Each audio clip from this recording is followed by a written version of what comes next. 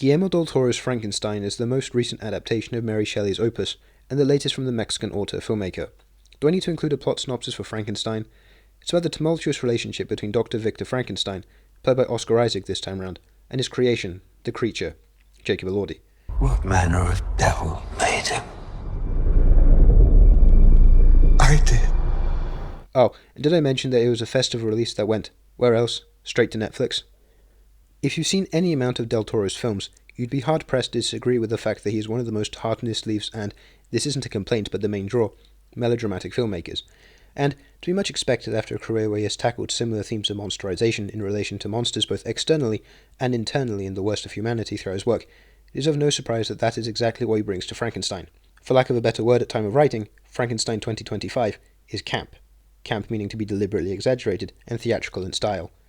The main facet of the film, which I would label as camp via that definition, is Oscar Isaac's take on the eponymous Doctor. In the first part of the narrative, which is told from his perspective, Isaac has a wide-eyed, manic excitement at the concept of reanimation. I don't care about how cartoonishly evil he comes across as. The performance is so loud in the Del Toro fashion, which makes text of the original subtext, the latter of which has basically become surface level in the years since its release, entering the public consciousness that Victor is, in fact, the monster of the story. There's a monologue in particular which hones in on this point, using Isaac's charisma to make Victor infinitely watchable, cocky as he may be. Bodily movements, such as the frantic movements throughout the laboratory, the explosion of emotions such as outrage and pride elevate the performance into the wickedly evil and over-the-top camp which I'd wanted from Del Toro's take on the character. The other performance which requires examination is that of Jacob Elordi as Frankenstein's creature. For me, this performance was much more of a mixed bag. Elordi's tenure as the creature can be split into two halves, when he's newborn and bald, and he becomes more articulate and has long black hair. The former is where I have slight issues. The infant-like movements and speech, the grunting is a bit odd and off-putting. It might be an uncanny valley thing. The fact that he's human, but doesn't act like it at all, irked me a little. But it's once he learns to speak that I think the performance really takes off. Not just the physicality, Elordi's 6'5" stature really helps, but he's able to emote beneath the prosthetics and evoke sympathy for the creature, Del Toro's mission statement as a creative if there ever was one. The performance is tapped into what the film requires of it. Rather than downplay emotional qualities into subtlety, like Isaac's but to a different extent, the creature is presented through a deep sorrow and justified rage, which Elordi does a solid job bringing to the character. Much like the entirety of Del Toro's filmography, especially Crimson Peak, the film is immaculately designed from a craft's perspective. The manner in which Frankenstein's lab is located even has the same atmosphere and similar design elements as Crimson Peak's gargantuan Gothic mansion.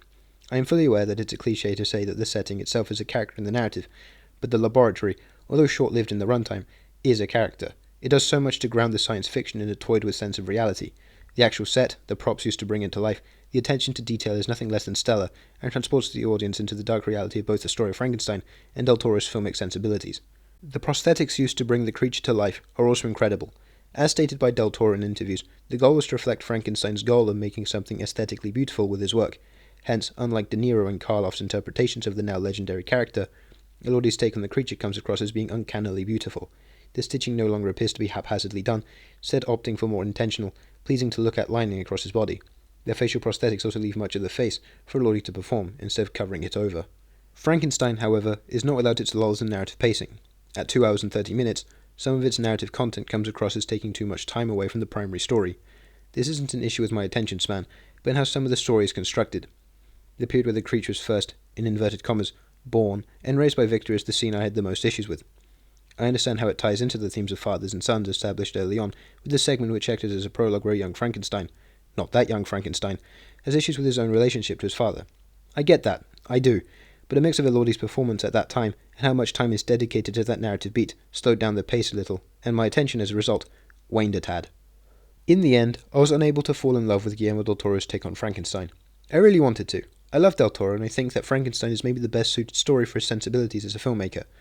But I guess after making many films with undercurrents of what his Frankenstein adaptation would include, the aforementioned Crimson Peak, Shape of Water, the Hellboy duology, Frankenstein sadly ends up like milquetoast Del Toro. But what's so wrong with that? Any amount of Del Toro is good Del Toro. If you're in gorgeously designed melodrama, Frankenstein 2025 is for you. P.S. I would have loved to have been able to watch this in a movie theatre. Frankenstein.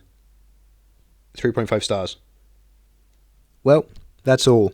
Keep on watching movies and form your own opinions. See you in the next one.